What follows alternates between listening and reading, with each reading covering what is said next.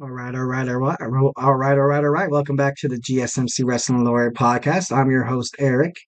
Just to kind of reiterate what we talked about, we recently spoke upon WrestleMania Night 1, all the shocking things that happened, all like the possible storylines that could develop with the wins, the title contentions, also like for those who retained, like I think Rhea Ripley was the only one. Yeah, she was the only one to retain her title on Night 1. So, that was pretty cool. But before we get into Night 2, let's go ahead and, I want to remind you guys to use the tips and donations link during the show, we get a number of questions from the viewers. So to ensure that your show gets read on air, I ask you to use the tips and donations link at the GSMCpodcast.net with your questions. Just put your questions up on top so I can, so I can see it, so we can talk about it. Tell me what you like, tell me what you don't like. Really like to hear some feedback from the crowd. It be, as a podcaster, just knowing that people are like engaging in content, super cool. Like, so, tell me you like me, tell me you hate me. Don't hate me. No, I'm just kidding. But it really helps the show. We love positive feedback. We love peace, love, and positivity at the GSMC Sports Network. So, yeah, again, the link is the GSMCpodcast.net. So, let's go ahead and move on. WrestleMania Night 2. Oh man, this was a doozy. This whole WrestleMania was just absolutely like it was crazy, but it was super cool in like the craziest kind of way. At the beginning of the WrestleMania Night 2, you had Stephanie McMahon come out and address the WWE universe. It was kind of heartwarming because you can kind of tell, like, although like she wasn't allowed to say her father's name, you can kind of tell like she kind of knew that it should be Vince that because of all the BS that happened. Well, not be allegations and stuff like that. I'm not saying that's you know BS or anything like that.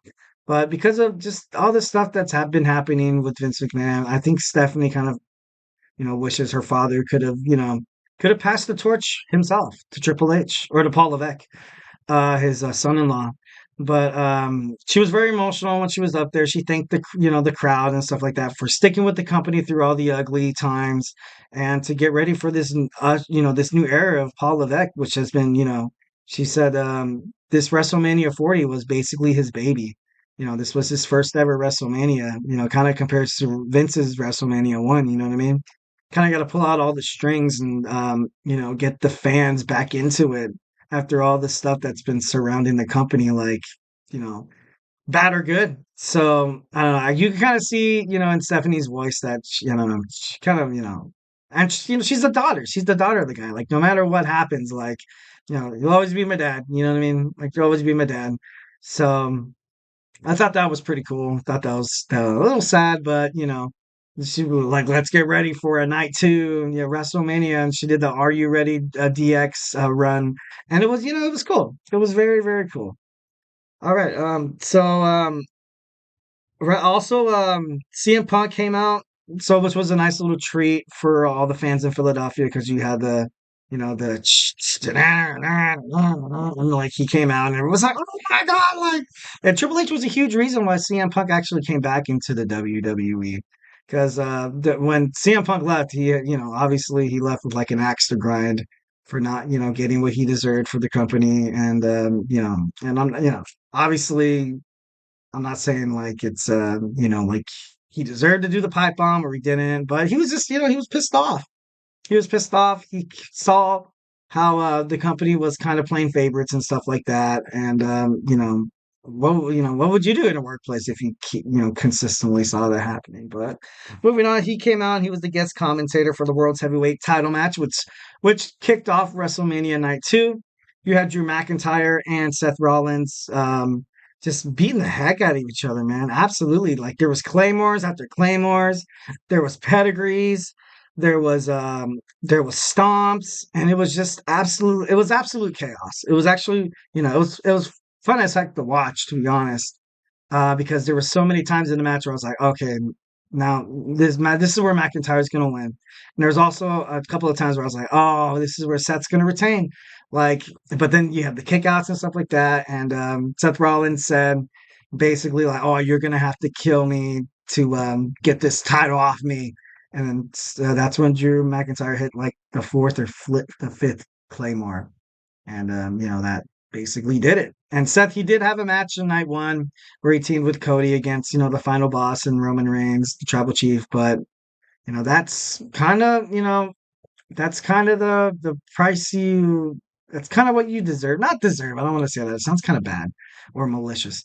That's kind of what do you expect? Like, you know what I mean? You go in a hellacious match against The Rock, one of the best wrestlers in WWE history, and then you face Roman Reigns, the best WWE superstar of our time. Like it's not an easy. It's a doozy, man. Like so go try to jump through hurdles and defend your title after that. How can you expect to win it? But I think even CM Punk said it. Like this guy's body's frail, like Drew McIntyre, which kind of took away from Drew McIntyre, but he was able to get the win, which was super cool.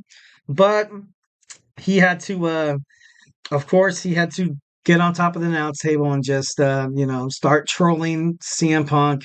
And then CM Punk got fed up with it, tripped him, fell on the table. Drew fell on the table, and CM Punk took off his cast and he just knocked Drew McIntyre out. But then that's when you heard the Judgment Day theme song, and it was like, oh, like even when I saw it, I was like, what? And you saw Damian Priest come out, and he's like, and he hit. I think he hit Drew McIntyre in the face with the Money in the Bank briefcase first.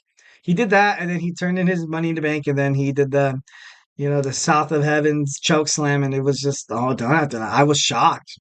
I was absolutely shocked because Drew McIntyre was one of those guys where I was like, you know what, he deserves another stab at the championship after like basically him holding up, the company during COVID where there wasn't any fans and everything like that. So I got a little excited, but then I got more excited when Damian Priest because I was like, oh my god, like what are they gonna do now?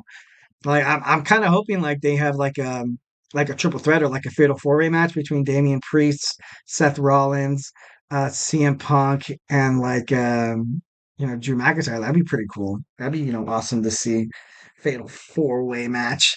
But all in all, I felt bad for Drew. But that's what you get, man. That's what you get. You talk the mess. You can't talk the talk if you can't walk the walk, bro.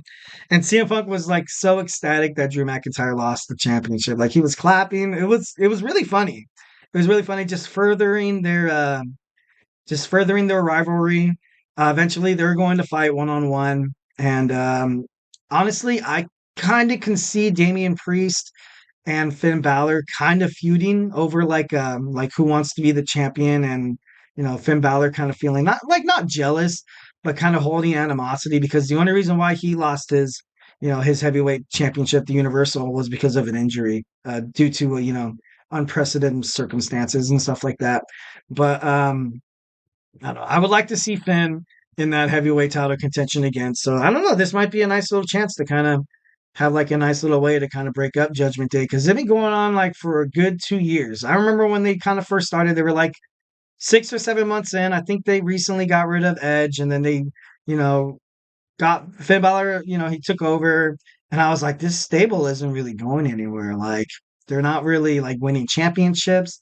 They're not really like making like a dent in this organization. So I kind of declared them KIA probably like a year ago or like 8 months ago. But in recent actions, they've been doing pretty good. Obviously, Rhea still has the world's women's. Finn and Damian lost their tag team titles, but now Damian Priest is the WWE World's Heavyweight Champion. So, I think whatever comes on here on out with the storyline with Damian Priest is going to be pretty good. So, I think they did good with that. Next match, you had Snoop Dogg guest commentate, and you also have Bubba Ray Dudley as the special guest referee during this Philly street fight between Bobby Lashley and the Street Profits against the Final Testament, which is Karrion Kross and the authors of Pain. But all in all, Karrion Kross, he kind of did himself in, man. You don't slap Bubba Ray Dudley. You just don't do that, dude. And then Bobby Lashley was able to spear him, and then they, he did the get the tables, which was pretty cool. Everybody, got jazzed and stuff like that. But as a WWE fan, it was really cool to see Bubba Ray come out. I really liked seeing Bubba Ray Dudley. Like I know when he left the company to go to TNA, like there was a little bit of animosity and stuff like that, but not too much.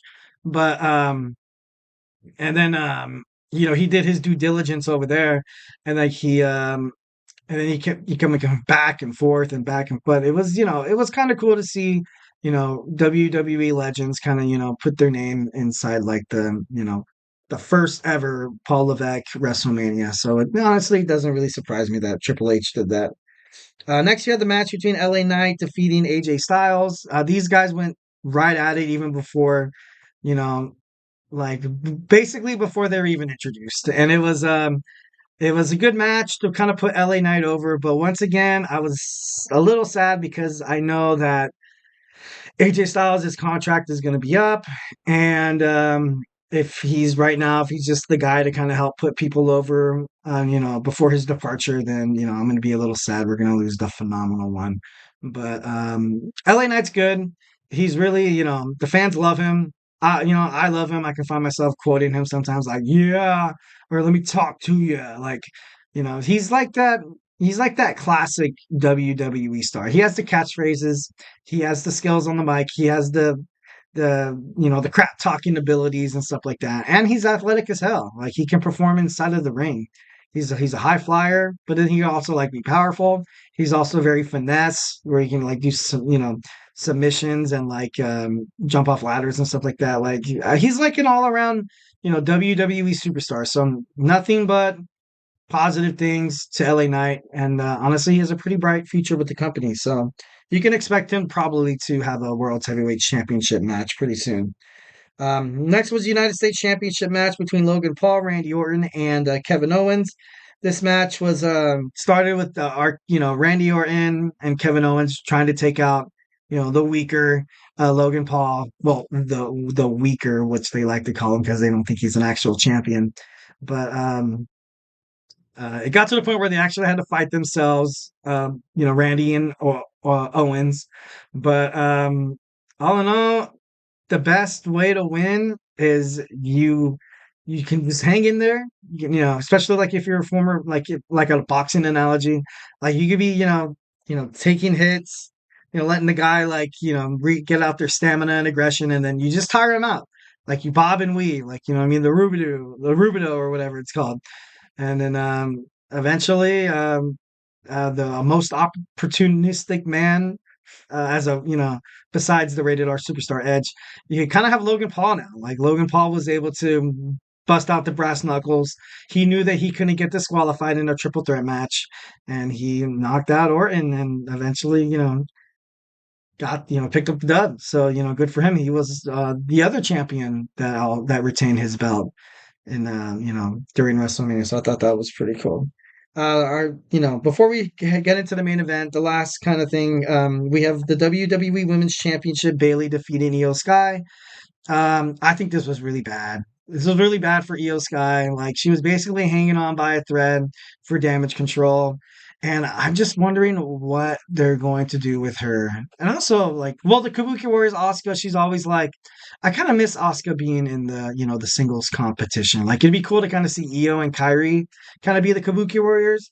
But I don't know. Like, I think this was, bad for Io Sky. Hopefully, her career doesn't totally plummet in wrestling, or like if she goes back down to NXT. But I don't know. It's gonna be interesting to see what happens. Every all WrestleMania did was just leave questions to be let like cliffhangers, so to speak, and just draw the audience in, and that's what you got to do in entertainment. You got to keep them wanting more, and we want more, we want more, we want more. And I was happy for Bayley to to win a championship. So she plays a good champion. I can say that about her. I wasn't really a fan of her heel because even in some of her, her crap talking promos, it just seems so fake. Like you can totally tell from a person's personality that you're like, man, this seems kind of forced. Like, you know what I mean? Like, I don't think Bailey's ready for this heel role yet, but she was able to create Damage Control, and eventually they turned on her. But you kind of have that in your back pocket as like an accolade, or a success or an accomplishment. So you can't take that away from Bayley. So that was good for Bayley. So yeah. Well, the next match we're gonna talk about, I have a whole segment about it. I have Cody Rhodes finishing his story. Cody Rhodes finishes his story. able to defeat Roman Reigns in a Bloodlines rules match. So yeah, we're gonna talk about that. So don't go anywhere.